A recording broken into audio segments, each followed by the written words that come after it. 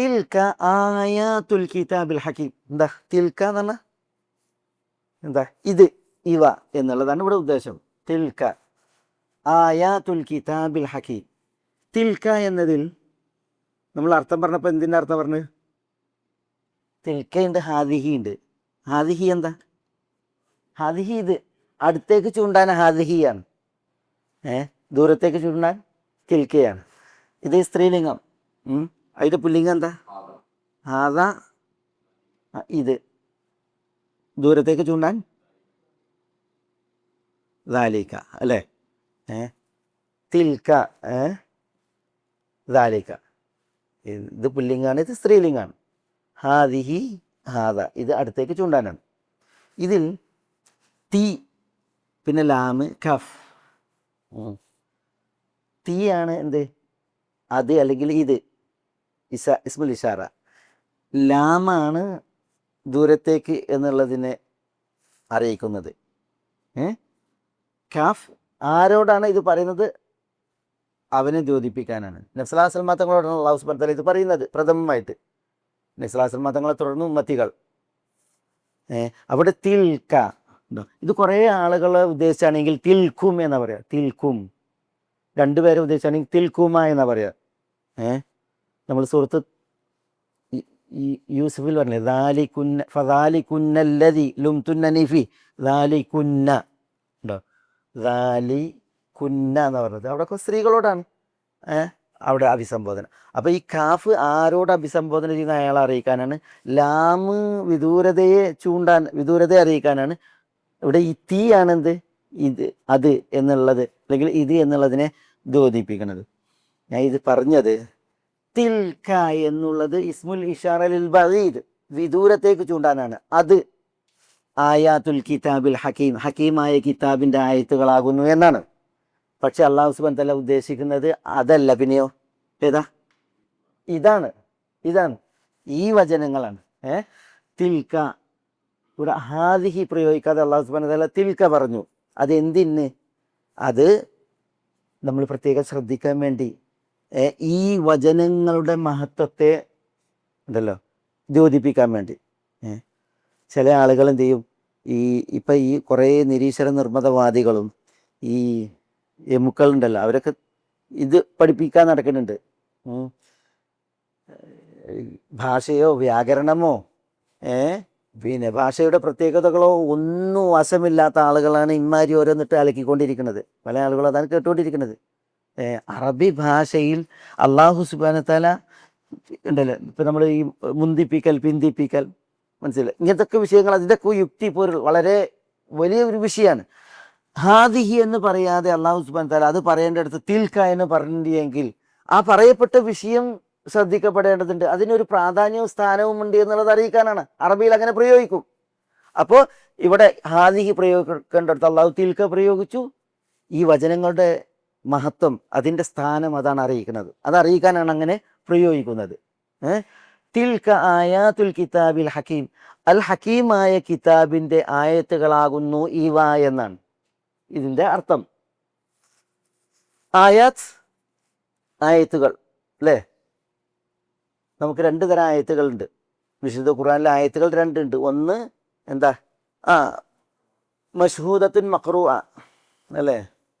അല്ലെങ്കിൽ പിന്നെ മസ്മൂഅത്തുൻ മഖ്റൂഅ, പാരായണം ചെയ്യപ്പെടുന്നതും കേൾക്കപ്പെടുന്നതുമായ ആയത്തുകൾ, അതാണ് ഇത്. പിന്നെ മറ്റൊരു ആയത്ത് എന്താണെന്നറിയോ? അത് മർഇയത്തുൻ മഷ്ഹൂദയാണ്, കാണപ്പെടുന്ന, നമ്മൾ സാക്ഷ്യം വഹിക്കുന്നതായ ആയത്തുകളാണ്. സൂര്യനും ചന്ദ്രനും എന്താ? ഇന്ന ശംസ വൽ ഖമറ ആയത്താനി മിൻ ആയാത്തില്ല എന്ന് പറഞ്ഞത്. അള്ളാൻ്റെ ആയത്തുകളിൽ രണ്ടായത്തുകളാന്ന് പറഞ്ഞത്.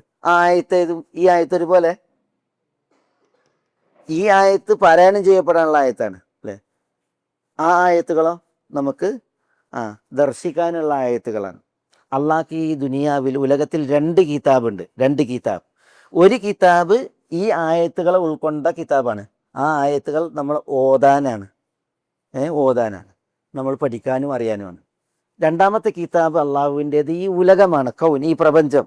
ഈ പ്രപഞ്ചമാകുന്ന കിതാബിൽ അതിലുള്ള ആയത്തുകളാണ് എന്തിപ്പോൾ? സൂര്യൻ, ചന്ദ്രൻ, നക്ഷത്രാദികൾ, കരയും കടലും തുടങ്ങി ഈ ഉലകത്തിലെ അള്ളാഹുവിൻ്റെ അത്ഭുത സൃഷ്ടികൾ.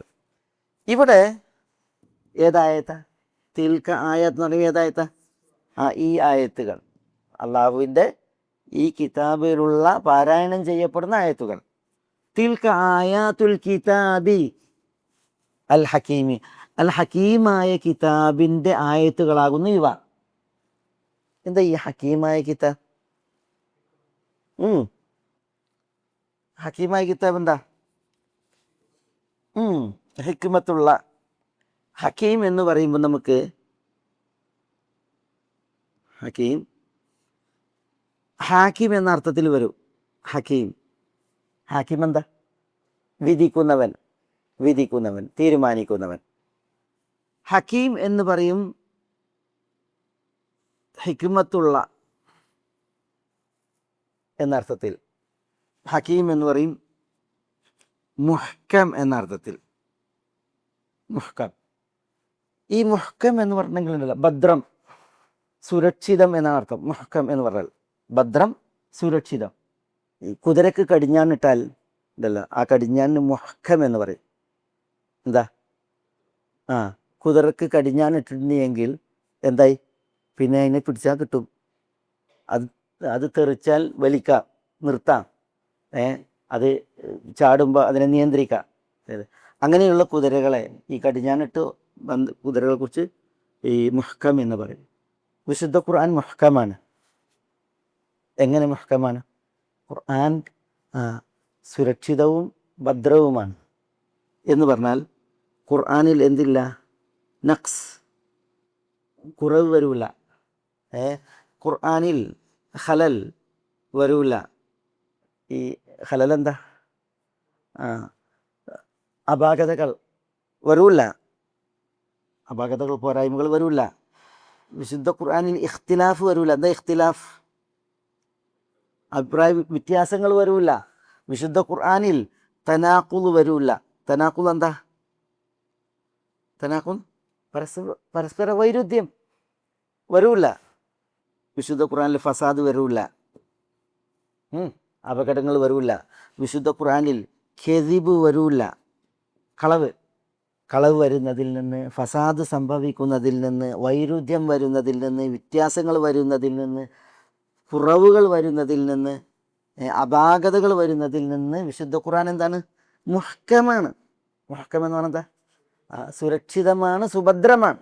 അതാണ് അൽ കിതാബിൽ ഹക്കീം എന്ന് വിശുദ്ധ ഖുർആനെ വിശേഷിപ്പിക്കാൻ കാരണം. ഹക്കീമായ കിതാബാണ്, അതിൻ്റെ ആയത്തുകളാണ് ഈ വകൾ എന്നാണ് പറയുന്നത്.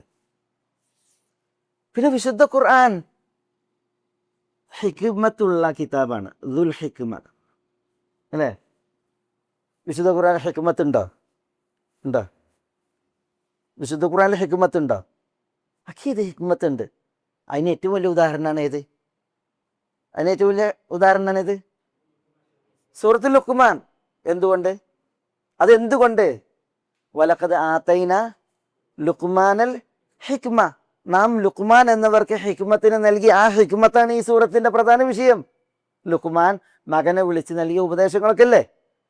വലഖദ് ആതൈന ലുഖ്മാനൽ ഹിക്മത എന്ന് അല്ലാഹു സുബ്ഹാനഹു വ തആല പറഞ്ഞു. ആ ഹിക്മത്ത് ഈ സൂറത്തിലുണ്ട്, നമ്മൾ ഇനി പഠിക്കും ഇൻഷാ അല്ലാഹ്. അപ്പോൾ വിശുദ്ധ ഖുർആൻ ഹിക്മത്തുള്ള കിതാബാണ്. അത് ഈ സൂറത്തിലും ലുഖ്മാൻ എന്നവരുടെ ഹിക്മത്തിലും പരിമിതല്ലേ? വിശുദ്ധ ഖുർആനിൽ ധാരാളം യുക്തിജ്ഞമായ പൊരുളുകൾ ഉള്ള കുറേ വിഷയങ്ങൾ, ധാരാളം വിഷയങ്ങൾ വിശുദ്ധ ഖുർആനിലുണ്ട് എന്നുള്ളതാണ്. അതുകൊണ്ടാണ് ഹിക്മത്തുള്ള കിതാബ് എന്ന് ഇതിനെ വിശേഷിപ്പിച്ചത്. പിന്നെ വിശുദ്ധ ഖുർആൻ ഹാക്കിമാണ്. ഹാക്കിം എന്താ? വിധികർത്തൃത്വം നിർവഹിക്കും. യഹ്കുമു ബൈനന്നാസ്, ജനങ്ങൾക്കിടയിൽ വിശുദ്ധ ഖുർആൻ വിധിക്കും എന്ന് അല്ലാഹ് പറഞ്ഞില്ലേ? ഹലാൽ ഹറാം വിശുദ്ധ ഖുർആൻ വിധിക്കൂല്ലേ? ഷർറും ഖൈറും വിധിക്കൂല്ലേ? സൗഭാഗ്യത്തിന് വേണ്ടതെന്തോ നാശം വരുത്തുന്നതെന്തോ വിശുദ്ധ ഖുർആൻ പറഞ്ഞു വിധിക്കൂല്ലേ? അപ്പോൾ വിശുദ്ധ ഖുർആൻ ഈ ഹലാലിനെയും ഹറാമിനെയും ഖൈറിനെയും ഷർറിനെയും ഒക്കെ വിധിക്കുന്ന കിതാബാണ്. വിധിച്ച് വേർതിരിച്ച് തരുന്ന കിതാബാണ്. ഏതായാലും അതിനാലൊക്കെയാണ് വിശുദ്ധ ഖുർആനെ എന്ത് വിശേഷിപ്പിച്ചത്? അൽ ഹക്കീം എന്ന് വിശേഷിപ്പിച്ചത്. അപ്പോൾ തിൽക്ക ഇവകൾ, ആയാത്തുൽ കിതാബ് കിതാബിൻ്റെ ആയത്തുകളാകുന്നു. അൽ കിതാബ് എന്ന് പറഞ്ഞാൽ എല്ലാ കിതാബും അല്ല, പിന്നെയോ ഈ കിതാബാണ്. ഈ കിതാബ് ഏതാണ്? വിശുദ്ധ ഖുർആൻ. അപ്പം വിശുദ്ധ ഖുർആൻ ആകുന്ന കിതാബിലെ ആയത്തുകളാകുന്നു ഇവ. വിശുദ്ധ ഖുർആൻ എന്ന് പറഞ്ഞാൽ അൽ ഹക്കീം, അത് സുഭദ്രമായ ഹിക്മത്തുള്ള വിധിക്കുന്ന കിതാബാണ്. അങ്ങനെയുള്ള കിതാബിൻ്റെ ആയത്തുകളാകുന്നു ഇവ എന്നാണ് അള്ളാഹു സുബ്ഹാനഹു വ തആല പറയുന്നത്.